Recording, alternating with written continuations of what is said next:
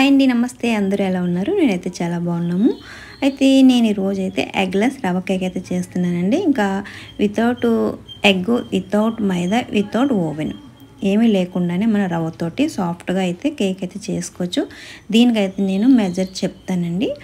ఒక కప్పు తీసుకోండి. కప్పు నేను రవ్వ అయితే వేసుకున్నాను. అలాగే హాఫ్ కప్పు షుగర్ అయితే వేసుకున్నాను. ఈ రెండింటిని కూడా ఒక బౌల్లో వేసేసుకోండి. ముందుగా ఇలా వేసుకున్న తర్వాత నేను కప్పు పాలు అయితే తీసుకున్నానండి. ఈ కప్పు పాలకి ముందు నేను సగం అయితే ఇందులో కొంచెం వేసుకున్నాను. రవ్వ నానడానికి అయితే వేసుకోవాలి ముందుగా.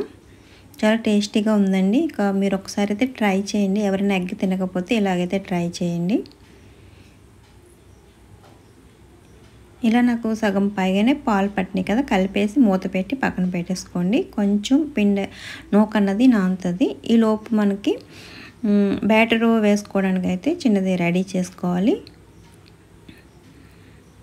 నేను బటర్ పేపర్ ఉంటే బటర్ పేపర్ తీసుకుని ఇలా ముందుగా ఫోల్డ్ చేసుకున్న తర్వాత దానికి సరిపడా మనం కట్ చేసుకుని పక్కన పెట్టుకోవాలండి.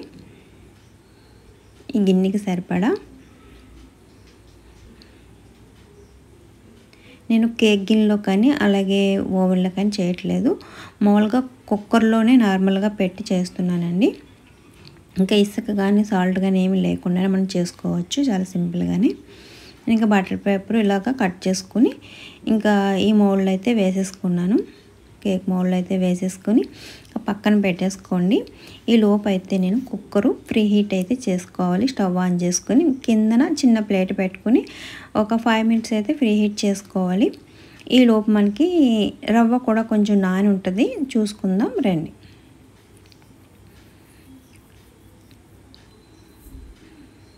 చూసారుగా ఇంకా పాలంతా కూడా మనకి అబ్జర్వ్ చేసేసుకొని గట్టిగా అయిపోయింది కదా రవ్వ అయితే. ఇప్పుడు ఈ రవ్వనైతే మనం మిక్సీ గిన్నెలో అయితే వేసుకొని మిక్సీ పట్టుకోవాలి. ఈ పాలు, పంచదార అలాగే సుజీ రవ్వ నానింది కదండి, ఇది మిక్సీ గిన్నెలో వేసుకొని అలాగే నేను ఒక కప్పు మిల్క్ పౌడర్ అయితే వేసుకున్నాను. ఇది పూర్తిగా ఆప్షనల్ అండి, ఇష్టం ఉంటే వేసుకోవచ్చు. కానీ వేయడం వల్ల మనకి ఇంకా స్పాంజీలా ఉంటుందండి కేక్ అయితే. అలాగే హాఫ్ కప్ అయితే నేను కస్టర్డ్ పౌడర్ అయితే వేసుకున్నాను. ఇది స్ట్రాబెర్రీ ఫ్లేవర్ అయితే వేసుకున్నాను నేను. ఇలా వేసిన తర్వాత మిక్సీ అయితే పట్టేసుకోవాలి. మెత్తని పేస్ట్ లాగా అయితే మిక్సీ పట్టేసుకోవాలి. నేను స్ట్రాబెర్రీ ఫ్లేవర్ వేసాను కదండి, కొంచెం చూసారుగా పింకీస్గా ఉంది కదా.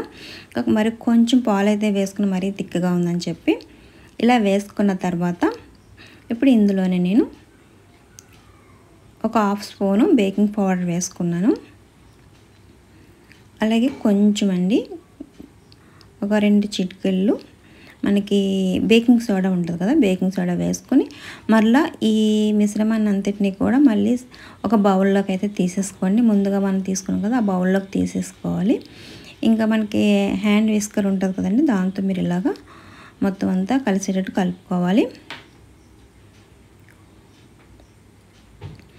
మనకి ఫ్లేవర్ ఏదైనా వేసుకోవచ్చండి, చూసుకొని మీరు ఫ్లేవర్ నచ్చిన ఫ్లేవర్ అయితే వేసుకోండి. మిగతా కొంచెం పాలు ఉన్నాయి కదా, ఇంకా ఆ పాలు కూడా వేసేసుకున్నానండి. ఇలా వేసుకున్న తర్వాత నేను ఫస్ట్ కప్పు తీసుకున్నాను కదండి, అదే కప్పుతోటి హాఫ్ కప్పు, ఇది హాఫ్ కప్ అండి, హాఫ్ కప్పు నెయ్యి అయితే వేసుకున్నాను.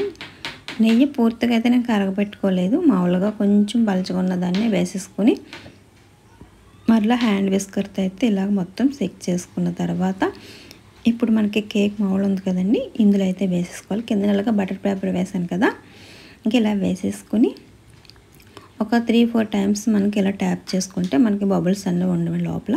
ఇంక ఇందులో నేను డ్రై ఫ్రూట్స్ అయితే వేసుకున్నాను. ఇంకా జీడిపప్పు అలాగే బాదం, మీకు నచ్చితే టూటీ ఫ్రూట్ కూడా వేసుకోవచ్చు. నా దగ్గర అవైలబుల్గా లేవు కాబట్టి ఉన్నవి అయితే వేసుకున్నాను. ఇలా వేసుకున్న తర్వాత ఇప్పుడు ముందుగా మనం ప్రీ హీట్ చేసుకున్నాం కదా కుక్కరు, అదొకసారి మూత తీసుకుని నెమ్మదిగా, మనకి హీట్ ఎక్కువ ఉంటుంది కదా, నెమ్మదిగా పెట్టుకోవాలండి. ఇంకా ఇలా పెట్టేసుకుని నేను ఒక 45 మినిట్స్ అయితే కొంచెం లో ఫ్లేమ్లో పెట్టేసుకున్నాను. 45 మినిట్స్ తర్వాత చూసుకుంటే మన కేక్ అయితే పూర్తిగా అయితే ఇంకా అయిపోయింది, రెడీ అయిపోయింది. చూసారుగా, చాకు పెట్టి చూస్తే మనకి ఇంకా అంటుకోవట్లేదు కదా.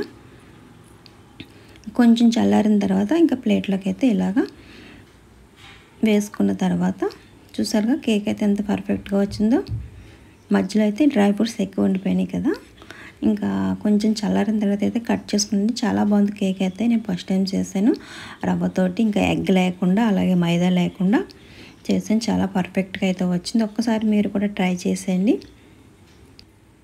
ఇంకా నచ్చిన విధంగా కట్ చేసుకుని సర్వ్ చేసుకోవడమే. చూసారుగా, నో మైదా, నో ఓవెన్, అలాగే నో ఎగ్లెస్ కేక్ అండి, రవ్వ కేక్ చాలా పర్ఫెక్ట్గా వచ్చింది. ఒకసారి మీరు కూడా ట్రై చేసేయండి. ఇక మరొక వీడియోతో మళ్ళీ కలుద్దామా. Please subscribe to my channel Ratnam cookings and blog. Thank you.